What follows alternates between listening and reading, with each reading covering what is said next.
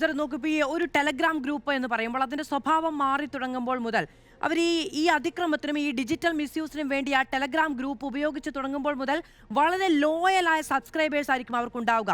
ഇതിൽ വരുന്ന വിവരങ്ങളൊന്നും പുറത്തേക്ക് വരില്ല.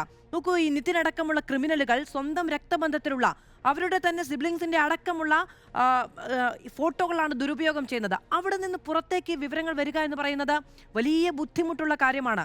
നമ്മുടെ ചിത്രം ആളുകൾ ദുരുപയോഗം ചെയ്യുന്നുണ്ടെന്ന് നമ്മൾ അറിയുമ്പോഴേക്കും ലോകം മുഴുവനുമായിട്ടുണ്ടാകും എന്നതാണ് അവസ്ഥ. I agree. I agree.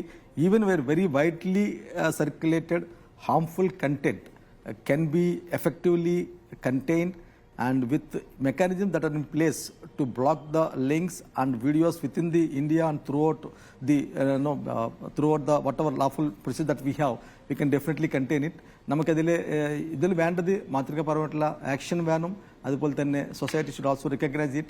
I request all the people to adopt safe cyber practices, basically the sharing of the passwords or content sharing, especially even when the consensual content sharing also, let it be happen with little more caution, so that we do not become a prey to these criminals. At the same time, I can assure you that from Kerala police side, we are 24/7 vigil. നമ്മൾ തന്നെ ഒത്തിരി ഇത്ര കാര്യങ്ങളിലെ ഈ abusive കണ്ടന്റും morphed content reports we are trying to take down as much as possible, and with the support of the citizens and like media support from your side, we'll be able to take down very effectively, and we can contain it this menace to a great extent. Sir, ഇപ്പോൾ ഞാൻ അങ്ങയോട് സംസാരിച്ചു തുടങ്ങിയതിന് ശേഷം അങ്ങ് ഏറ്റവും കൂടുതൽ ആത്മവിശ്വാസത്തോടെ പറയുന്ന ഒരു കാര്യം കേരള പോലീസ് ഇതിൽ ഏറ്റവും മികച്ച എഫോർട്ട് എടുക്കുന്നുണ്ട് എന്നുള്ളതാണ്. പക്ഷെ നമ്മൾ പരാതിക്കാരോട് സംസാരിക്കുമ്പോൾ അവർ പറയുന്നത് അങ്ങനെയല്ല സർ. ഈ ഫോണുമായി ഈ ഫോൺ പോലീസിന്റെ കൈവശം കിട്ടിയതാണ്. ഈ നിതിൻ മോഹൻദാസിന്റെ ഫോൺ പോലീസിന്റെ കൈവശം കിട്ടിയതാണ്. ചില രാഷ്ട്രീയ സമ്മർദ്ദങ്ങളുടെ പേരിൽ ആ ഫോൺ തിരികെ കൊടുക്കുന്നു. ആർക്കാണ്?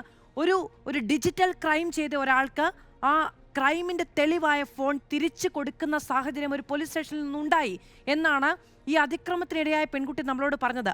ആ നിലയ്ക്കുള്ള നിസ്സംഗതയും ഉത്തരവാദിത്തമില്ലായ്മയും ഈ സംവിധാനത്തിൽ തന്നെ ഫോഴ്സിനുള്ളിൽ തന്നെ സംഭവിക്കുന്നത് എങ്ങനെയാണ് sir?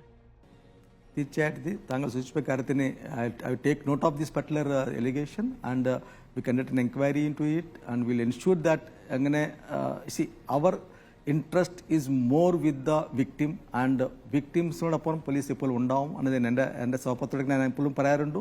And we'll ensure that also. Thank you for bringing this particular thing to my notice. We'll definitely look into it. അതിൽ ആവശ്യമുള്ള രീതിയിലുള്ള നടപടി നമ്മൾ സ്വീകരിക്കും. I can assure you on that aspect.